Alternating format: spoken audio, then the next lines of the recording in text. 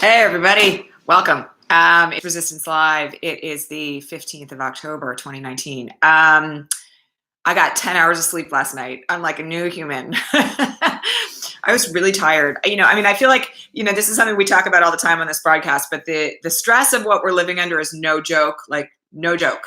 And I just want to make it really clear to everybody that when I talk about self-care and the numbers drop off at the end of the broadcast, I'm very grateful to those of you who stick with it, because it's really key. It's not like, I'm not just like speaking to the air. The way that we take care of ourselves allows us to kind of like tolerate and survive what we're experiencing right now. So, take my own advice, got myself 10 hours of sleep, woke up this morning ready to fight like a devil, or an angel, as the case may be, whatever.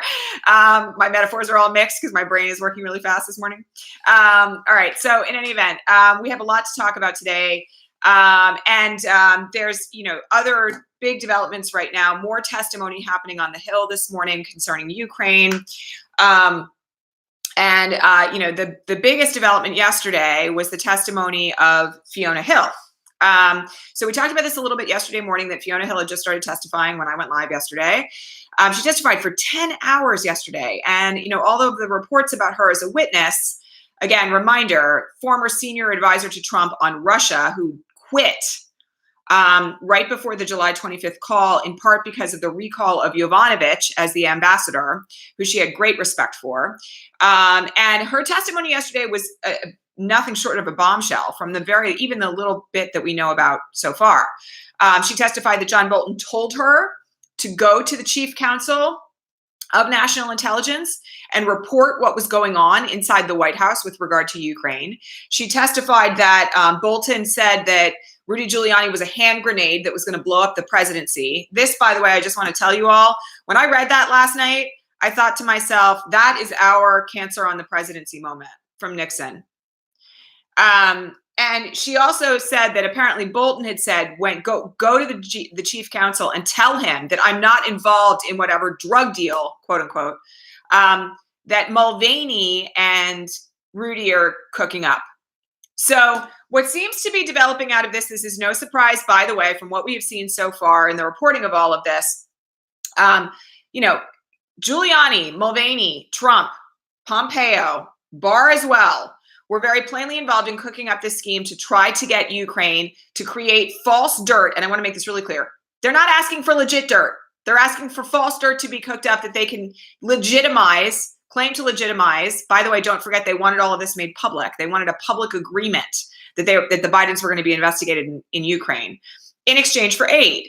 And, if John Bolton thinks this is illegal, it's bad. This is one of the things that, of course, we joke about the impeachment bingo card. One thing that was not on my impeachment bingo card was John Bolton somehow coming out as like a good guy in this scenario. And he's not a good guy, and he's not a patriot, and he's a warmonger, and he wants to kill every Iranian he can get his hands on. But the idea that this was too criminal for John Bolton tells us how serious this is. And how long it was going on. It's pretty astonishing. So we only know a very limited universe of what Fiona Hill testified about yesterday, and what we know is just incredibly damning. And we've only really scratched the surface at this point. So more testimony going on in the Hill today concerning senior advisors to Ukraine. That's also something to keep an eye on. But the developing evidence around this is just both appalling and incredibly compelling from an impeachment standpoint. All right. We also learned late last night that Rudy took $500,000 from one of the guys who was arrested yesterday, who we know was funded by the Russian oligarchs. So, again, we've talked about this since the end of last week, but it is very clear that Rudy Giuliani is in this up to his neck. It's also very clear at this point, not to put too fine a point on it, that much, if not all, by the way, because I'm not convinced all of this doesn't originate from Russia, that a huge chunk of what we are seeing from the standpoint of Rudy Giuliani's involvement with Parnas and Fruman was funded by the Russians, and indeed may very well have been a Russian op to try to get dirt in Ukraine drummed up to interfere in the 2020 election at the insistence, with the cooperation, with the funding of the Russians. So it's very significant at this point from the standpoint of where we find ourselves, that Rudy did this. And, I will say what I said yesterday. I don't see any way at this moment in time that Rudy Giuliani does not get indicted as a result of all of this. I just don't see any way that he walks away from this without an indictment. Again, dominoes are falling very quickly right now with regard to all of this. But, when you're taking money from the Russians to run an operation to interfere, if not destroy, the 2020 US presidential election through an op run in Ukraine that includes bribery, you're sort of like 6 layers deep in criming. I don't see any way that he gets out of this scot-free. And I said that yesterday. I'm going to say it again. All right. We had a question about the crime fraud exception to attorney-client privilege, which we have talked about quite a bit on this broadcast at this point. And the question was this: how do you know that there is a crime in the attorney-client relationship if both the client and the attorney are claiming that there's a privilege? Okay, so this is really easy, actually. We haven't talked about this probably in like a year on the broadcast, but you all will remember that there is this, I hope you'll remember that there is this process called ex parte review that courts undertake. So this is when, for instance, there are documents that one party says are subject to attorney-client privilege and another party says are not. Those documents are generally provided to the judge in camera, what's called in camera. And that means that the judge, separate and apart from the parties, looks at the documents. They are not disclosed. They are not put on the public record. The substance of them is not discussed in open court. And the judge in that in-camera proceeding, ex parte is not the right word. Ex parte is when it's one person. So I'm getting my Latin mixed up this morning. It's an in-camera proceeding. When the judge reviews those documents, the judge determines whether or not the crime fraud exception applies. Okay. That's one way. And that's if there's documents where like Rudy and Trump are like talking to each other over email or text or something, Signal, WhatsApp. And Rudy says, how's the criming going in Ukraine? And Trump says, it's great. I had this fantastic call with Zelensky. Any judge who looks at the transcript of that or looks at an email that says it or whatever is going to say that's a crime. Crime fraud exception applies. That document is a privilege. It can be used in evidence. The other way that this can happen is if there's an alternate party to this who's aware of it, right? So like, remember, the other thing about the attorney-client privilege is it doesn't stand up if there's another party in the room or another party to the communications. In that case, you don't need the crime fraud exception. The other thing that I will just say here, though, which has not yet kind of like been discussed, is this issue of the president saying, is Rudy still my lawyer? I'm not sure if he's really still my lawyer. And Rudy's also representing Parnas and Fruman. And he's also representing Dmitry Firtash. And, what do any one of them know about the communications that Rudy may have had with Trump, right? So let's just say hypothetically we get Fruman and Parnas to flip or one or the other. And one of the things that they say is, well, Rudy Giuliani told me, granted that would be hearsay, but, it might be a statement against interest. Rudy Giuliani told me, under the hearsay exceptions, go back and watch that. Rudy Giuliani told me that the president was engaged in this scheme to bribe Ukraine to create false dirt on the Bidens. That's evidence right there of an attorney and his client being engaged in a crime. So there's a lot of different ways that this could go down, okay? And, we will have to see how it develops. But I will tell you, I don't think there's any chance here, any chance that Rudy's communications with the president concerning Ukraine are going to end up being privileged. I would be shocked if that's the case. Shocked. Again, one of those things we have to wait and see how it develops, but we will find out. All right. We had a question about what's happening in Turkey. Okay, so yesterday, late last night, there was this announcement about sanctions being issued against Turkey now for invading Syria. But Pence came out yesterday. I mean, this is like gaslighting and alternate universe, combined, okay? Pence came out yesterday and said, the president did not give the go-ahead for Turkey. I'm sorry. It's like, I can't not laugh at this. The president did not give the go-ahead for Turkey to invade Syria. I mean, he announced it on Twitter.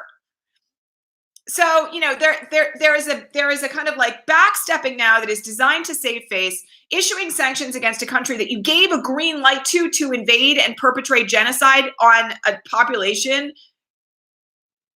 It makes absolutely no sense, right? It makes no sense. What would make sense if he actually wanted to correct would be to send U.S. soldiers back in to reclaim our airbase and everything else. By the way, the Russians are stomping all over the U.S. airbase in northern Syria right now. I don't know if you guys know this. That airbase where there's 50 nuclear weapons under the ground, the Russians are on that airbase this morning.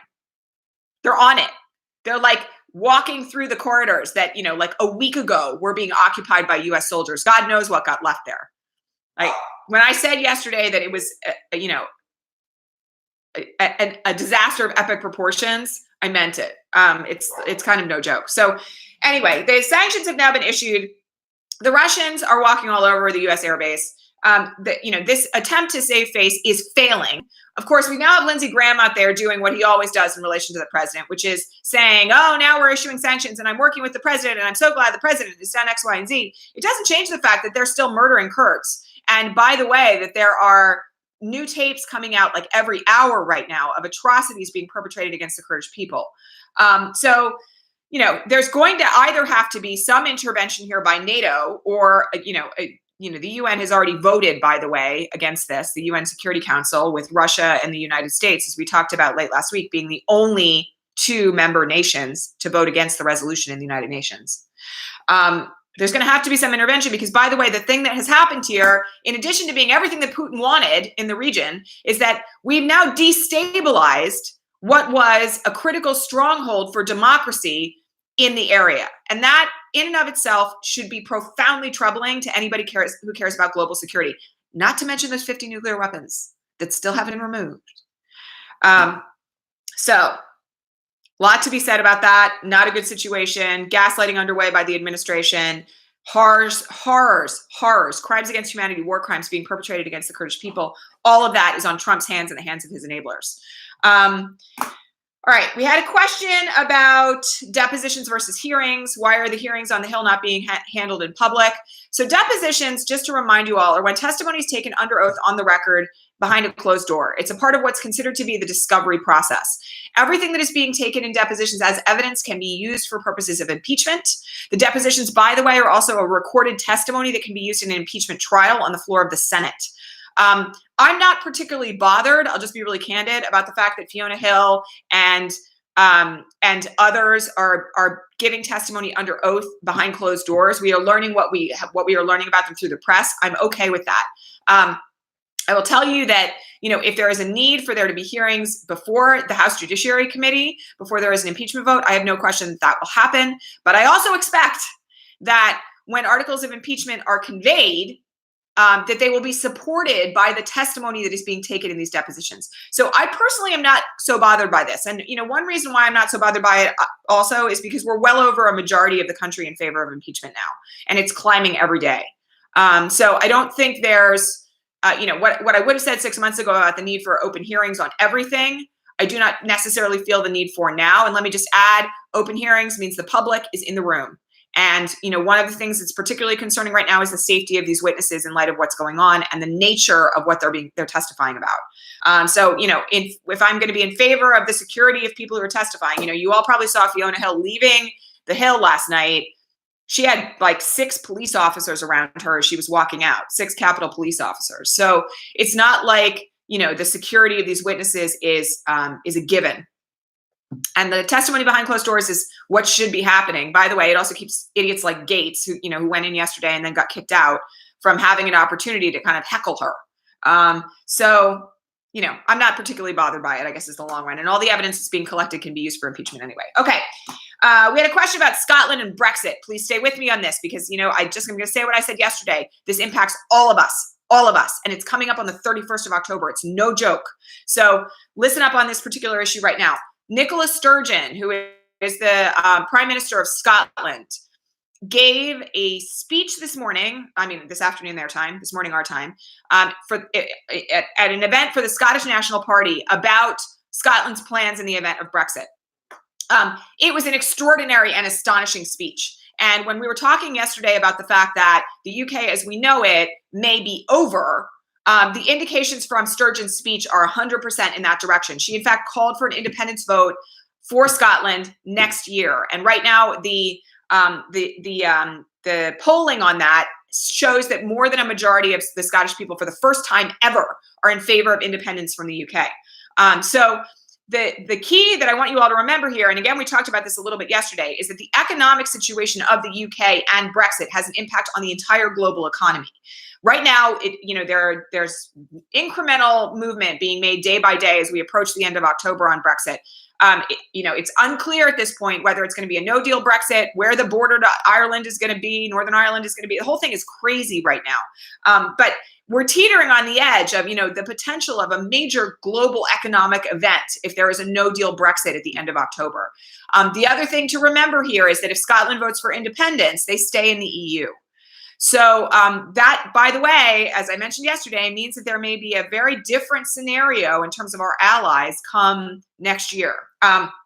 And reminder, even if there's a no-deal Brexit come the 31st of October, some of these provisions with regard to where people can live and how they can move and all that other sort of stuff changes. It doesn't happen instantly. And so, we've got, including with regard to trade. So, Scotland voting out next year means that the totality of Brexit would look very different. All right, last question today on the impeachment issue was this. Is it really going to happen? So let me just give you my opinion today on the 15th of October, 2019. I don't think there's any doubt at this point that there will be an impeachment vote in the House. The question at this point is when. The question is what the outcome of it will be once the president is impeached, right? The question of whether or not the president will have to go all the way to a trial in the Senate to be removed or whether he will resign is still up in the air. And the issue of whether or not members of the GOP in the Senate will flip to support his removal is very much a moving target. But I will tell you that from where we sit right now, and this is particularly in light of Fiona Hill's testimony yesterday, and what we learned about it, and what we are learning about the roles of other people inside the White House, and Giuliani is this kind of shadow diplomat, and everything else going along with this. Adam Schiff said yesterday that he thought that we'd only hit the tip of the iceberg on this stuff. And I happen to believe that that's true. And they obviously know far more than we do in light of the testimony that they've been hearing in the committees. I don't really see any way at this point that there's not an impeachment vote in the House. But reminder, that doesn't mean he's removed until he's tried on the floor of the Senate. So again, there's other dominoes to fall there. But, this is a very big deal. And, I will tell you that the kind of the leveraging of aid to destroy the 2020 presidential election is about as close to the ultimate criminal act of treason that would get this president removed under the Constitution that you could get. And that's only one of, at this point, dozens of impeachable crimes that the president has committed. So I do feel like this has legs. And I know there's a lot of folks out there on the broadcast who have had that moment of, is this real? I give up. Nothing ever happens. He's never held to account. I got to tell you, it feels real to me. I mean, it feels to me like there is a train. It is moving toward the station. I've used this analogy before, but we're on the way. And I don't think, in light of what we have learned so far, that we're not going to see articles of impeachment submitted to the floor of the House. It seems to me that it's inevitable. The question is just when. And you all know that my version of this has always been sooner rather than later, because we can't get him moving in the direction of either resignation or removal until it's done. And for those of you who ask me this question over and over again, reminder, nothing stops him from continuing to do all this insane stuff, like what's happening in Turkey and Syria, until he's out of power. He could be impeached by the House on trial on the floor of the Senate and still bombing the crap out of, other countries, or creating war conditions in other countries, or being an enabler of genocide in other countries. There's literally nothing that will stop him until he's stopped. So the sooner that we do this, the better. But this particular set of facts, this particular set of crimes, the nature of these particular allegations with regard to U.S. democracy are profound. And, I'm with everybody. You all know this, because so much of my activism this year has been dedicated toward it. I don't understand on a moral level why it is that having children separated from their parents in human concentration camps inside the United States was not enough. And that in and of itself is something that's going to need direct examination, corrections, reparations, and along with everything else that America has done horrifically in our history when this is all over. Where we are right now, from the standpoint of the facts that have traction, though, the ones that, by the way, may get the Republicans to jump ship, because God knows they don't care about brown and black people in this country, have to do with abandoning our allies, right? The president's instability in that regard, allowing the Kurds to be slaughtered, in conjunction with a pattern of facts that shows the president's vile corruption with regard to U.S. democracy. These two things as a nexus, I think, maybe from a strategic standpoint, might get some of the Republican senators to flip, particularly as the evidence gets worse and worse. So We will see. But I will tell you that I think this has more traction at the moment than what we've seen in the past. And that gives me some hope. All right. Last comment for today. We are doing this free webinar on Friday about the RISE program. Those of you who are trying to strategically figure out what you're going to do in 2020, we had questions today about getting out the vote. We had questions about canvassing. We had questions about postcards for voters and other issues. Please consider joining us. The free webinar is on Friday at 11 a.m. Pacific. 2 p.m. Eastern. I'll tell you all about the program. This is the last time we're running this program in 2019. It may be the last time we run it ever. I'm going to just say that. Like, I'm not really sure we're going to run it in 2020 because we're all going to be so focused on other things. Maybe, but who knows? So if you want information on that, guidedleadershipproject.com/rise, and the webinars are on the Patreon feed. Please consider checking it out. There's a link there. It's free. You just click it. You sign up. You're in. All right. Much love to all of you. Hang tight. It's going to be a busy day, and I will see you all tomorrow, regular time. Much love.